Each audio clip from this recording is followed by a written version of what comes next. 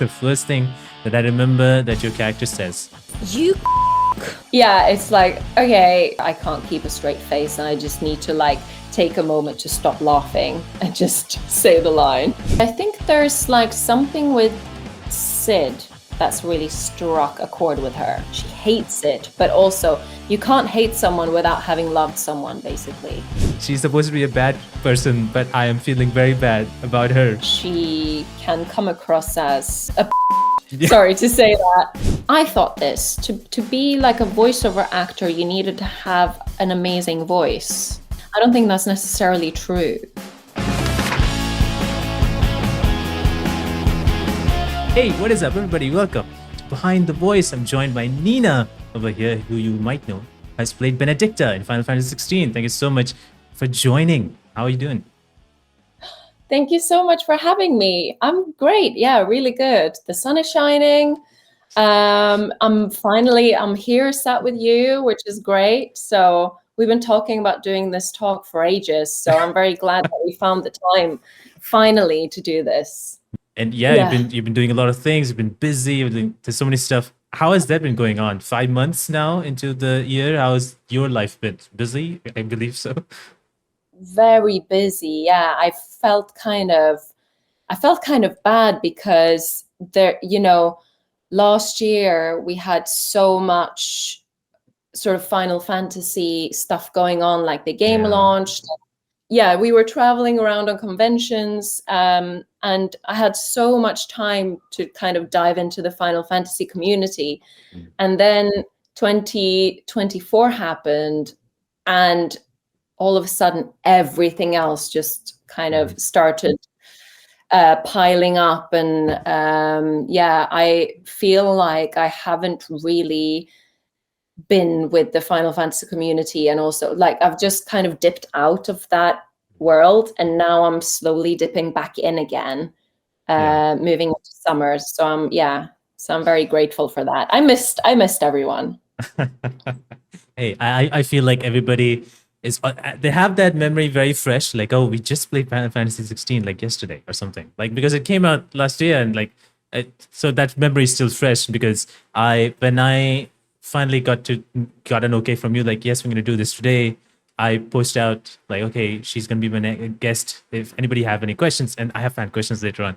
And so there are people like who have like questions, like really deep questions. I'm like, it's like 50-40 questions, and I'm like, oh my god, that's a lot of questions. So like it was really cool to see like people still have that memory very fresh of everything from the very finish, start from the very finish of your story, the character story. They have everything, and I'm like, wow, that's very fresh.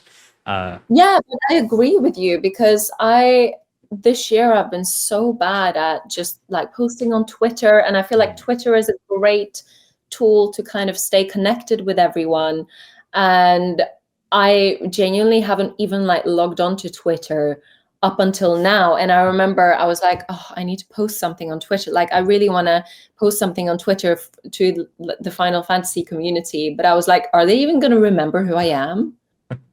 Like, they might not, but luckily they did, and it was like a lovely response. But yeah, I was like, oh gosh, I haven't really been active with the Final Fantasy stuff the last few months, just because life happened. So yeah. No, I totally understand that, because you have so much to do. And I know that you have a part of a podcast, Cold Case Podcast, that started, I think, a month ago, I believe so. Yeah.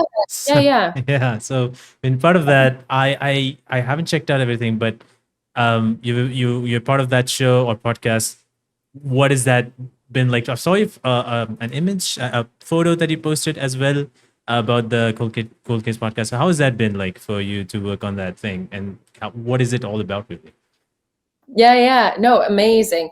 This is like a murder mystery podcast. It's not even like, it's all fiction. So I play a character in that show called Hera. She's neurodiverse, and she's a very cool character. Basically, this podcast is about finding like the murderer, and whoever listens, and if you're based in the UK and you listen in, you can win a big price of money. Oh, I wow. actually think it's like £10,000 or something you can win if you manage to figure out who the murderer is. And the funny thing was, when we recorded it, we weren't even told who the murderer was. So Okay. all I know, my character might be the murderer, but I don't know because I was never told. So it's very interesting. You should let me know what you think once you've listened through it, if you have time to listen, because there's so many episodes. You are doing so many other short films. I know you're a big fan into doing short movies, short films, and you're producer in one of the short films that's still working on. I believe so. Elsa is still going Yeah, on. yeah, And I've been working on that for quite a bit. How is that going yeah. for you? Oh my God. That's so funny you mentioned that. The reason why I was late today No way. was because today I was with my producer and director, and we were doing subtitles for Elsa, the short film, because it's the short film is in Norwegian, Ooh. but it's for, a global audience. So we had to do English subtitles and also Norwegian subtitles, and then also subtitles for deaf and hard of hearing, Wow. with like you describe the sounds, and that is harder than what you think. Well, Yeah. I started yesterday and I was like, yeah, it'll take like an hour or 2 hours max. We've been doing this for 2 days and we didn't even finish today. Yeah. Oh So man. yeah, whoever does subtitles, I've got like a newfound respect for them, because it's really tough. Hey, that's great. That's wonderful. Do you know like when that short film can come out or Yeah, we have already submitted the short film to some film festivals, that's great. because we wanted to hit some deadlines that were happening in May. So we already sent out like a work in progress version of the film, even though we're not completely finished. And then we are working on organizing a screening of the film, but that would be a private screening in London for uh, actors and crew and friends and family and industry people. And then once we get into a festival, that will be the first sort of public premiere of the film. So it just depends whether we get in anywhere. Like, who knows? Maybe it's shit and no one wants to watch it. No, I don't think And so. that would be a shame. But What is it for you that excites you about making short films or being part of short films? I really like just that form of storytelling. I think, you know, you got to have a lot of time and also patience and energy to sit through a feature film. Yeah. Now, I love feature films. I love going to the cinema and but I think that the world is changing a little bit now where people have less patience. Do you know what I mean? I'm one of them. Right. And then people, like TikTok is now trending and like little short sort of like sketches and stuff. And so I really like just the form of short films, because you tell a very concise story with a strong message, but within 15 minutes. And Yeah. then most people have time to sit through and watch a 15-minute film. Yeah. So so I just really like that format. But the reason why I made this short film, Elsa, that we're talking about, is because it's a concept for a feature film. So we have the idea for a feature film of the same story. So we're using this short film as a pitch to Wow. be like, hey, do you like this short film? Well, if you do, why don't we make the long form? And then we're going to use that to like pitch for funding and financiers to be able to make the feature film. Yeah, that's great. And I'm so happy that you continue to create all that. But you have so many stuff. You have short films that you do, you have movies, you do voice acting, you full on like everything that an actor can do, and you have so much stuff that you're doing. How do you keep yourself motivated, especially during the times when you audition at something and you don't get a role? or you have not gotten a role for a long time, how do you keep yourself motivated the next day? Like, okay, I'm going to continue doing this again. How does that go for you? I ask myself this question all the time.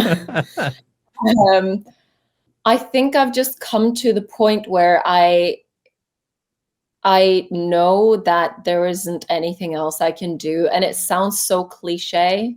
Yeah. And I know a lot of artists feel this way, but it's true. I genuinely would really struggle to find something else to do. There isn't anything else. Like, I would just be useless at anything else. Yeah. So Totally understand. Yeah.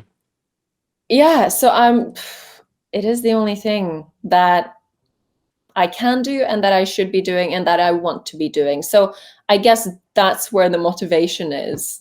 It's not even like finding the inspiration. It's more like, I have to do this, you know? I think I heard something really like interesting the other day. I can't remember who was saying it, but as an artist and a creative, sometimes you need that quiet time because like you got to experience life to then be able to create. Do you know what I mean? And also sitting in silence or like being not busy sometimes, that's when the best ideas come. Yeah. And this is the most annoying thing. Sometimes I've started meditating, and sometimes I'm meditating and I'm like, okay, I'm just focusing on the breath. I'm just focusing on my breath. One of the films that I wrote, this was last year, that idea literally came to me when I was meditating. That's so cool. And I remember like during the meditation, I was like, no, this is a great idea, but I shouldn't be thinking about this. I should be thinking about the breath. And I couldn't wait until this meditation was over. And then straight away, I just went straight to like the writing block, started like writing down my idea. And then we literally it's this film. Oh, I've got a blur. Damn it. I've got like a blur. Yeah, I know. It's like a Google Meet over there. Oh, yeah. Hestia. It's actually a horror. It's a slapstick horror. Oh, that's wonderful. That's the idea I had when I was meditating, and now it's a movie. So that's so amazing. Yeah, you're right. Like in the sense of having that quiet time, because I know like when I don't have specifically anything to do, the mind starts, okay, next chapter is gonna run, and we're gonna think about this now. And so it's like that wheel keeps on spinning, and so I cannot stop the wheel. It just keeps on spinning, and there's something that it keeps on spinning on.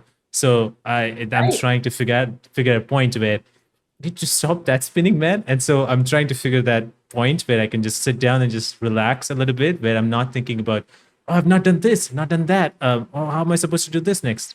And instead of just like maybe then I'm gonna get some good ideas. And that's a really cool thing to just quiet down a little bit sometime here and there. Yeah. What do you do? What do you do? Or like, what's your tactic to just turn off the brain? Let me see if I have a tactic. I don't even know if I have a tactic really. I am the worst at this in terms of quieting my mind. Because there's something always there that worries me about like, oh, I've not done this, I've not done this. There's always something there. And I think the only quiet time, I guess, is when I'm sleeping. Yeah. Although that's when you're dreaming. That's when you know what? In the last few days, I've not dreamt of anything. So I feel like I've finally got the quiet time nailed down in sleeping. But no, that's the only I feel like it's the only time. That's why I'm trying to figure out where and when I can do, because I feel like even if I take that 5 minutes out, I'm like, I could have done that in 5 minutes, in those 5 minutes or something like that is where I always keep in my mind. So I'm very bad. In some ways, when I ask you this question, I'm like, it's also helping me in order to understand I should do this now. Yeah. No, but I feel you. I'm the same. I'm not saying, I'm sitting here saying that I'm meditating. I try, but I don't manage. I'm like sitting down trying to meditate, but I think of everything else. So yeah, I'm the same. I've got the same issue. As an actor, there's so much work that you do throughout different mediums. And now you have worked in so many games. Final Fantasy being the biggest one. But from the very first game, I think it was Game of Thrones, the Telltale series that you're part of in 20. Yeah, that was Yeah. my first game. Yeah, it's a great game. And that came out, I think, 2014. And when the game came out, I believe you worked on it 2013, I'm assuming. So from then till now, how has it been for you? How things have evolved for yourself as a voice actor, as an actress, in video games in itself? Yeah, I think I was so lucky because the Game of Thrones Telltale game sort of kind of fell into my lap a little bit. I had to audition. I do remember having to audition, and this was the first time that I was only requested to do a voice audition. And I had just graduated from drama school as well, so I didn't quite like understand what this was. Um, I think I just sent a voice audition on my phone because I didn't have a full setup. Like, this is my voice booth, actually. And now I've got like a full setup with the voice booth and microphone. Back then, I had my phone. So I think I recorded something to my agent that was probably very shit. But I have that niche of I'm Norwegian, so I've got like the Norwegian sort of accent going. And then I went in for a recall audition, which was at Side, where they used to have their headquarters in like near Oxford Circus. And Side is where I recorded Final Fantasy. So once I got the Game of Thrones role, I was sort of like in with Side. I was in with them. And then they kept on giving me games and roles. And yeah, I'm just very grateful for them, really. And they've just kept on like bringing me back. I was recently there for a new game, and I'm doing another game with them in 2 weeks. So yeah, it keeps on coming. So I'm very grateful. That's so wonderful. I am so happy that you're getting more games and getting deep into these games, because there's so many games and there's so many games have so many different stories. And I love Telltale games. They always tell these incredible stories and very hard choices that I cannot make. But that happens, and it's really, really, really fun. One cool thing is I just realized, like, I think next month is Final Fantasy 16 is going to be 1 year old. I think so. Yeah. Which is so Yeah. crazy. What has it been like for you? Like, since the game came out, you've been working on that game for a long time, since COVID. You've seen fan arts, you've seen reviews, you've seen reactions. What has it been like 1 full year coming to Final Fantasy? Oh my God, it like literally changed my life, the game coming out. And also just, yeah, even though I've recorded many games, I've never been part of such a big franchise. And then being invited to go, to conventions, and, being invited to literally go to like somewhere like PAX, in Seattle, that to me was just crazy. Flying over there to have fun, basically. And now I'm going in August. I'll be going to Otakon, and I just can't wait. And I can't believe that I'm getting these opportunities to literally go to travel to different places and literally just have fun. It's great. So no, but it has really changed my life, and also just opened up my eyes to the gaming community, because I honestly was quite sort of removed from that. I would just go into the voice booth, do my lines or like act the role, but then leave it. And a lot of the games that I've been in, I don't even know which games they are. There are still games out there that I've recorded. I don't know what they are, because they don't really tell you. Yeah. So It's yeah. weird. So, but now I'm much more interested in knowing, if I get a game, they often have code names for the games and stuff. But I will always ask now, like once I'm in the recording session, I'm like, can you tell me what it is, so that I can, keep track of when it comes out, and I ask them when it's coming out, when can I expect to see it. So I'm much more tuned into the gaming industry now. We will get back into the conversation in just a minute, but I found out that 90% of you haven't subscribed yet. So hit that subscribe button right now to watch Behind the Voice podcast every week, where I talk to voice actors from video game. Next week, you'll be seeing my conversation with the voice actor of Indica, Isabella Inkbold, who played the role in the game Indica. I'll also be doing new video game content, such as gaming news, where I talk about what's happening in the world of video games. So hit that subscribe button right now and watch Behind the Voice podcast and gaming news every week. I said every week a bit too much, so let's continue with the episode. You're right. Like I've learned now that they don't tell any actors who like what the game is, and sometimes the game is released and they still don't know. Which I find like why do you do that? But like that's just how it is. But it's nice to know that you have been much more of a bigger part. Otakon, as I said, it's gonna be the next convention you're gonna be in.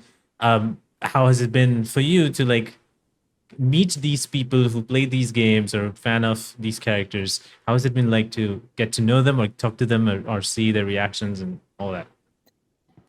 Like I've genuinely learned more about my character from meeting the gamers who have played the game genuinely, because also I haven't actually played the game, and I know I promised I would, and I just completely failed on keeping my promise. That's right.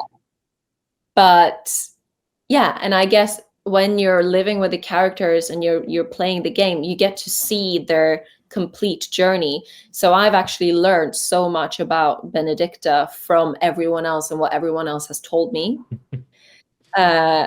So that's been very eye-opening, actually. Yeah, no, the fans, they know when they see a scene and they just remember it. And if they meet the person who's behind the character who has voiced it, they will be the first to tell you like, I love your scene in this specific moments. And it's so incredible. And I've loved so many of the scenes. I feel like every single scene that you're a part of, you stole it. Like you have that shine around that character, and that it just works so well. And the first thing that I remember that your character says, which is really funny. I don't know. I just like paused the game and I was like, because you said the reaction was "you cock," and I was like, oh, that's great. Didn't expect that. And then right after that, you had like a scene with Hugo. Yeah. Do you have like those moments where you've recorded a line and you're like, you cannot keep a straight face when you're recording it, or you have those moments? Yeah, I'm pretty sure we did several takes of this line, probably because I couldn't keep a straight face. It's like it's a funny line, and also when we were recording it, I could see the kind of motion capture of it, like they were showing some of the motion capture. And so I kind of knew what was coming as well in the scene, not to spoil it for anyone. I guess everyone's played the game now, so it's fine. It's fine. But yeah, it's like, okay, yeah, definitely have moments where I can't keep a straight face and I just need to like take a moment to stop laughing and just say the line. So just get this over with, I guess. But no, it's a fun line. I didn't expect that. I expect like, I don't know, you fuck, or you like something else. I just never expected. So it was really funny. So random as well. So random, yeah. But there's some really interesting relationships that Benedikta has. There's a relationship with Hugo. She has one with Barnabas. Not quite sure what's like. Who is she kind of totally with per se? Do you? I don't know how much you remember at this point because it's so long ago. But like, do you remember like, or do you think? What do you think, maybe, that she has more of an intimate relationship or more of a closer relationship with? Is it Barnabas or is it Hugo, or is it more like she's just having this relationship because she can possibly use them to get what she wants? I think I guess this is just like my interpretation, but I think there's like something with Sid that's really struck a chord with her. Yeah. And if anything, that's the sort of connection and it enrages her. Like she hates it, but also there's something about if you really hate someone, you can't hate someone without having loved someone, basically. True. You know? So I think there's something very strong there with Sid. With Barnabas and Hugo, I think, you know, she's a very calculated woman and she knows how to get what she wants. And she also knows who to side with or who to, side with to get to where she wants to be. Mm. So I've got a feeling that her relationships with Barnabas and Hugo, not to take away from, you know, if also I don't want to paint anyone's idea of what her relationship is with the different characters, because I feel like that should be interpreted by the gamer. Mm-hmm. So yeah, I don't want to paint I don't want to paint a picture, but I feel like there is something very strong there with Sid. Absolutely. And that connection has really sort of struck a very deep chord within her. Mhm. No, that's true. And there's so many moments that I feel like straight up, I'm very much connected to her when I see those scenes. Is when she is going against Sid, when she's completely angry and like those are some of my favorite moments because your performance is like so real. Like I can feel the hate or I can feel the anger in it. So, and it must be, I don't know how it must be, but like I'm assuming it must be very taxing to do those moments, I guess, because you have to dive into those emotions and feelings and then, take it all out, I guess. And because there's some other moments where you're even more emotional, the characters are more emotional. There's all these powerful scenes, and that's what I remember with Benedikta. What do you think has been the most powerful moment for you where you like after you were done with it, you were like, oh my god, that was a lot, and I'm glad that it all, because I know like you've mentioned you have to have all those emotions and it's like a therapy session where you let it all out. So what is that kind of like the powerful emotional scene which you remember that you think is like insane? Yeah, like you said just there, I've genuinely feel like lighter or elated after I've done very heavily emotional scenes, or even if it's like aggression or anything that's high impact. As an actor, those are my favorite scenes, and they come out much easier for me, actually. So I remember those scenes more fondly rather than thinking, oh, that was hard, that was tough, I had to get into, like, I really had to take the time to get into it. That's not how it works for me. It genuinely is like just a release. And also like imagination. I don't know about, I'm a very imaginatory person. Can I say that? Like I live a lot in my own dream world, and I love just imagining scenarios and things. I think that's where the creativity comes from. And like if I'm writing something, like I love just being in that imaginatory headspace. Same with acting. So I literally just imagine myself being in the position of Benedikta in that moment. And it's not like, it doesn't tax me.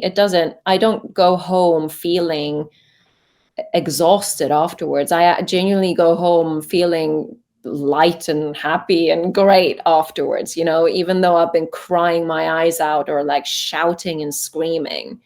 I think obviously like the final moments where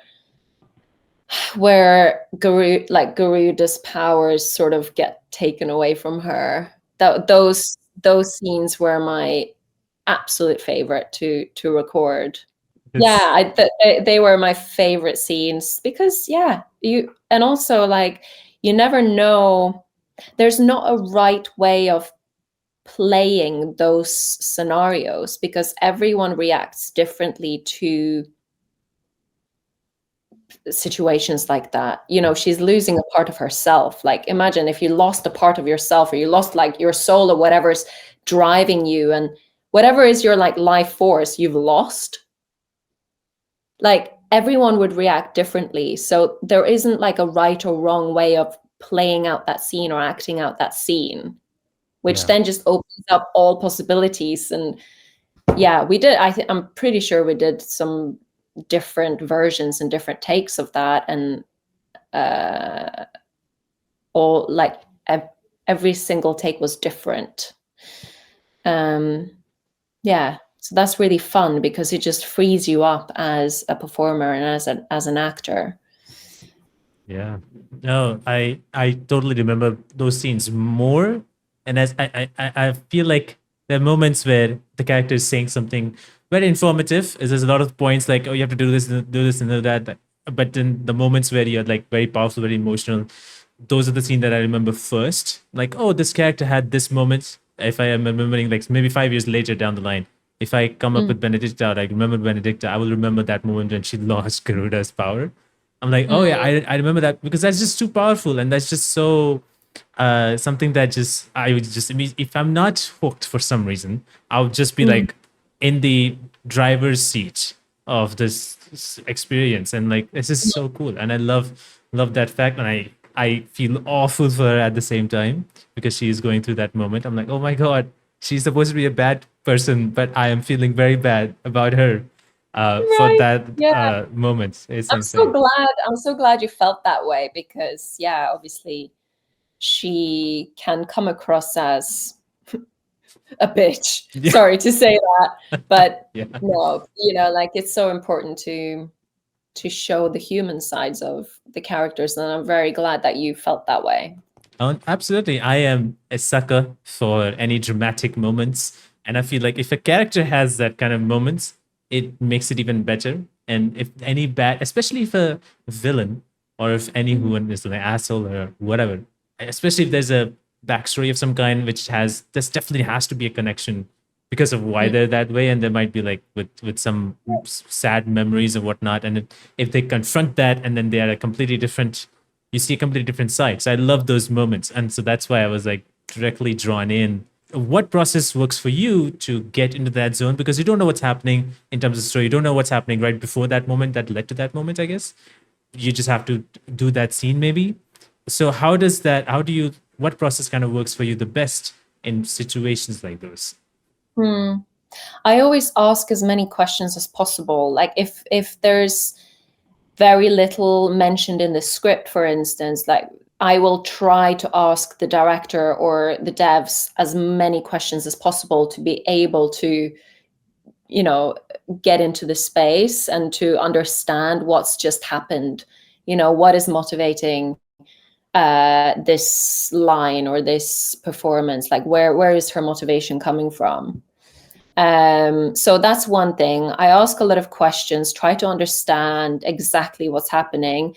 But if I can't get that information, it's more just walking into the studio with a very open mind. Kind of, I can very often do some breath work at home beforehand just to sort of like feel open and receptive and giving, and also being in the present, like listening and sort of completely understanding. Like if I'm getting a direction, I understand why I got that direction and what it means. Yeah, so I think like a little bit of breath work before going into the recording studio. What's quite nice with the recording studio is that I'm kind of alone in the room. Sometimes I only hear the director over the cans, or luckily, like very often outside, there's a big glass and I can see the people inside. Like if they're there, I can see them. But I feel like I'm left in my own safe little room. So I feel very safe and sort of free to go to these places. Genuinely, like drama school really helped with working up techniques to be able to just, get into that scene or get emotional quickly, like to kind of, get into the scene quickly without too much preparation. Yeah, that's wonderful. Yeah, drama school. I know, especially for anybody who's trying to start to get into those classes and get to learn more about acting and stuff like that, because there's much more to than just voicing a character. It's just voices. There's acting there. So I think that helps out in various situations, especially in games like these where a character goes through waves of stories and emotions and stuff. But with voice acting, and you've done coaching before and all that stuff. With, I think, accents, you've also learned. What are the things that in voiceover? What are the things that you think you wish you knew before that you have learned now, that you again wish you that you'd have known before? That's a really good question. I think that sometimes I thought this, to be like a voiceover actor, you needed to have an amazing voice. I don't think that's necessarily true. Like, it's not about how your voice sounds. That has got nothing to do with it, I don't think. You got to be a good storyteller, and you got to be a good actor. If anything, you could have a terrible voice. Maybe you don't even have a voice. Maybe you can't get the words out or whatever. Like, if you sound, but still, if you manage to convey the character's feelings, it doesn't matter. So yeah, I think maybe I used to also be very focused on accents. And yes, accents are important to be able to authentically portray a character that's supposed to be from somewhere. But also I've just realized that you can kind of, once the role is yours, you can kind of make it your own, And yeah, in the end, what really matters is conveying that character's journey and their story. It's not about how my voice sounds or is the accent like on top, on point.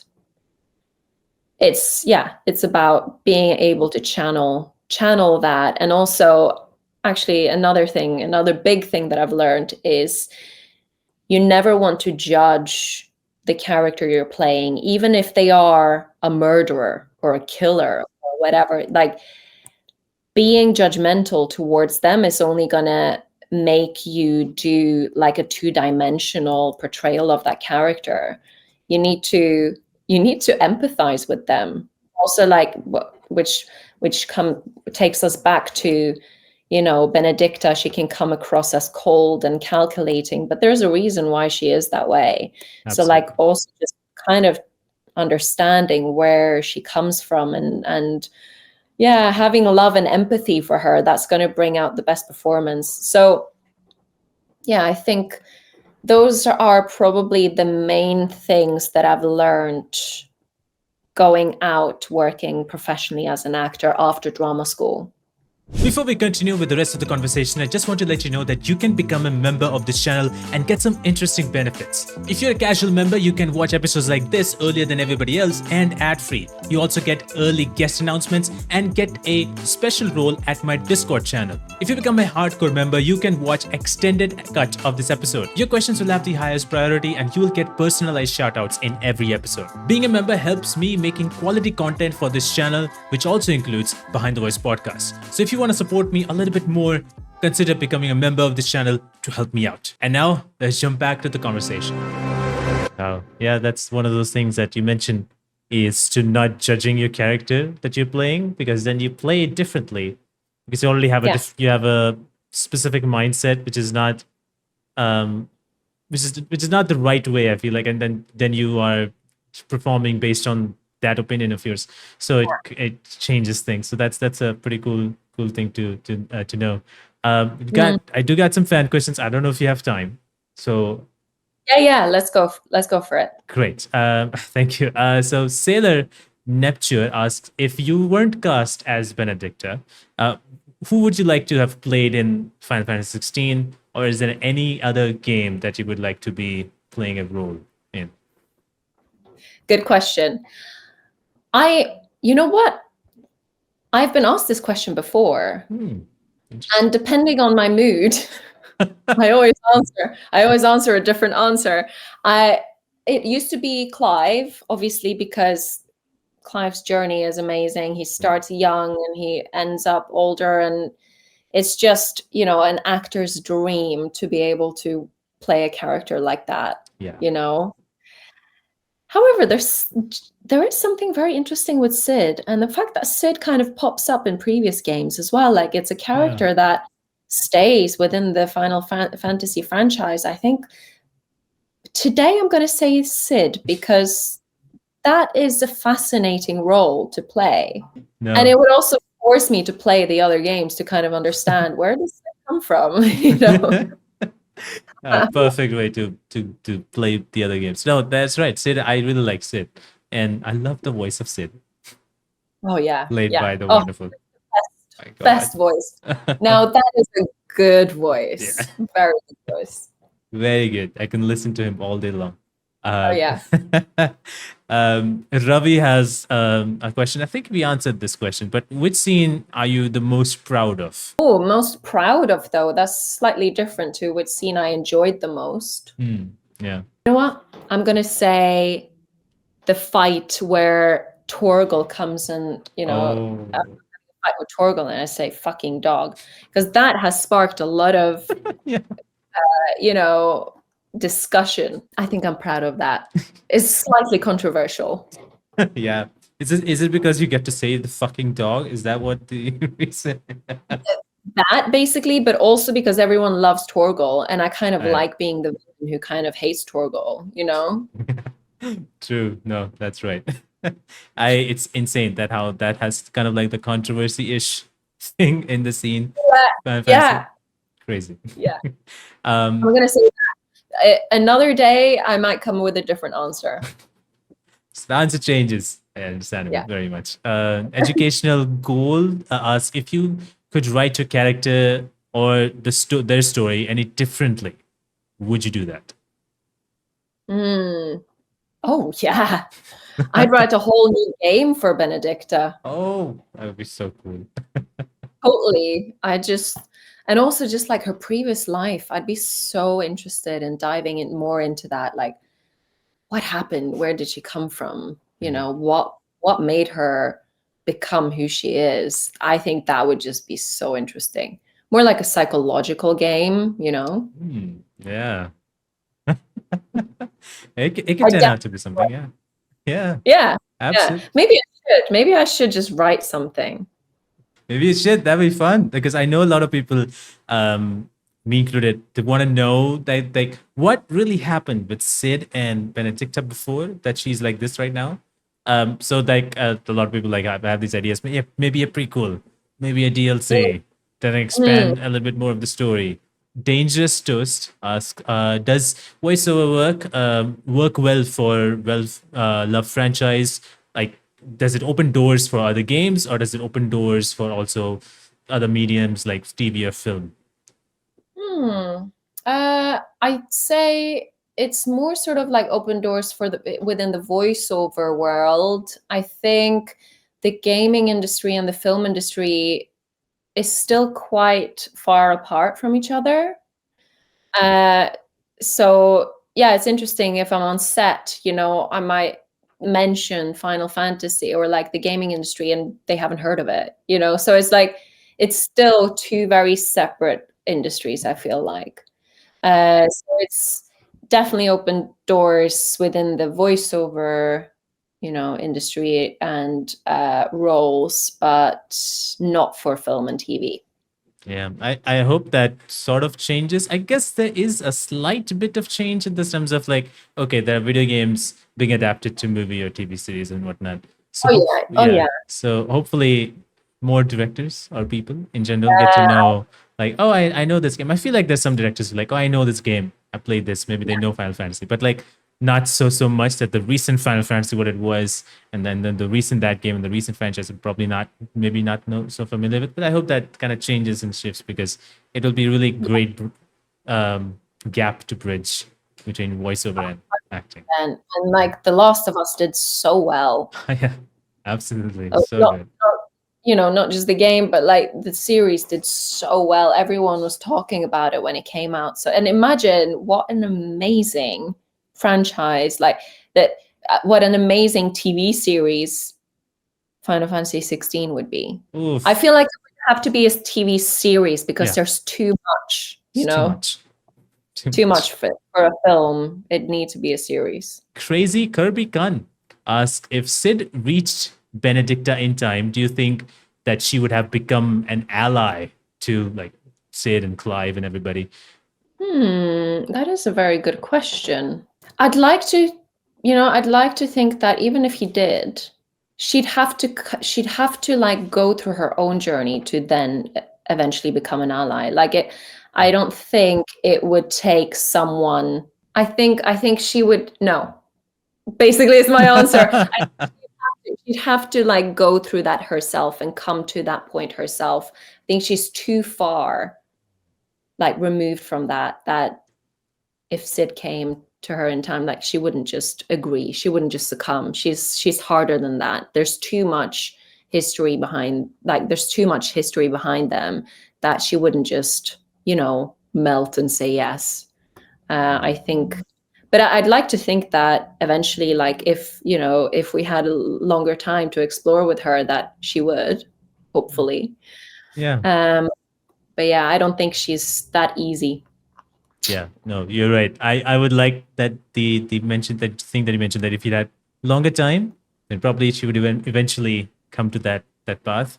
I personally would love to see that. Like I would like a little bit more, one more hour, and then she would probably get there. But no, yeah, that's a dream. Lucas Love 13 asked, when you first read about Benedikta, when you first got to more information, how or what did you do to capture her so perfectly? Oh, thank you. Yeah, I think like I mentioned earlier, I just got like a drawing of her and then sort of like a backstory that I read. And then I always try to tap into like whatever traits I have that might be similar to the character that I played, like Benedikta. I try to just enhance them. So I try to like pull them out in the recording booth. So she has a lot of wrath and anger. Like there's a lot of frustration there. And I have a lot of that, even though, I'm nice and I laugh and I smile, but like there's definitely, I share all of those emotions that Benedikta has. So it's just about kind of pulling them out. When I'm recording. Yeah, no, that makes sense. That does make sense. It takes you have to bring something. I guess a lot of people say that, like, you have to bring something that's new into this character so that it portrays well. But do you see other things to be like, okay, I'm going to take something from that character, from that movie or something like that? Do you take inspirations from other characters that are similar in some ways to Benedikta? I think I didn't do it consciously, but subconsciously, most definitely probably do, yes. But it's not something that I think of. I don't go, oh, I'm going to watch this movie because I know there's a character that has similarities to Benedikta. I don't do that. But I think always, your inspiration comes from somewhere. Like, I think there's a theory that you can't come up with something that you haven't seen before. Like you can't come up with something that doesn't exist in this world. Yeah, true. Like the inspiration must come from somewhere, and then you build on that inspiration. Absolutely.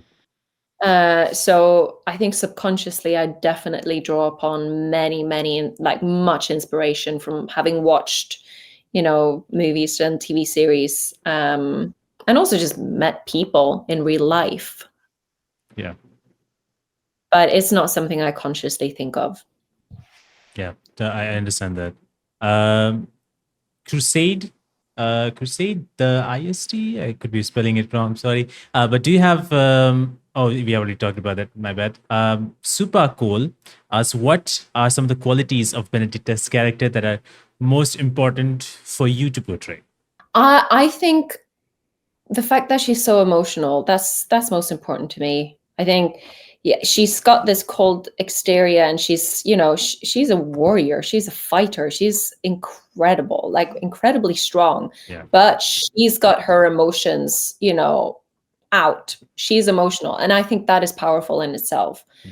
You know, being able to show these emotions and like having an outlet like she does. Yeah, I think that's awesome and badass.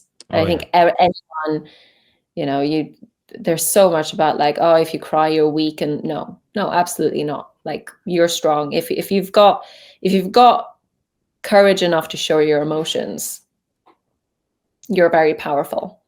Yes, yes, I so truly believe that. The Joker of Unfic asks if you have a dream role, any character that exists in a book or a movie or something else that you would like to play, maybe in an adaptation or a reboot or a sequel. Do you have that kind of role?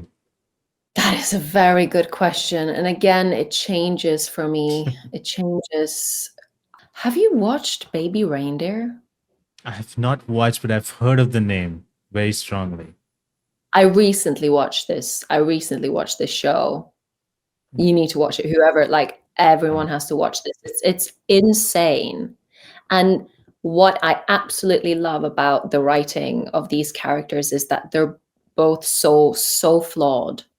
And like both characters, even like the leading guy who you're with, his choices are just insane. And you're like, why did you do this? You're just so self-destructive. Why would you do that? And like, it's also based on a true story, by the way. Like, it's based on his life. But I would love to play a character like that, where, you know, we see the faults. They're obviously not the hero, but still they are the hero of the story. We follow that person, but they're so flawed. And I think there's something so human in that. And we see too many characters that become the hero, and they do, you know, they achieve something and they're amazing and celebrated. No, I think we should actually portray more characters that are flawed, because more people would be able to see themselves in those stories. Yeah, so I'd love to play a character like any of the ones in Baby Reindeer. Again, like, I'm saying this now, but last week it probably would have been like a Shakespeare character. Who knows? No, I totally understand that. I've not seen Baby Reindeer. I will see it has great ratings. But is there anything that you would like to say to the people who are fans of Final Fantasy, who have known you now, especially because of Final Fantasy? Is there something that you would like to know for them to maybe check out, or maybe just in general? Oh, that's nice. No, just, I'm so, like, yeah, like I said right in the beginning of the call, I've taken it, like, I had to take a little break from Final Fantasy because there was so many other things happening. But now I'm like stepping back into it, and I'm going to these conventions, and I'm really hoping to see so many people there. And yeah, just so grateful to be part of this community. It's genuinely like amazing, and everyone's so wonderful. Yeah, and I'm just excited to see everyone again this summer.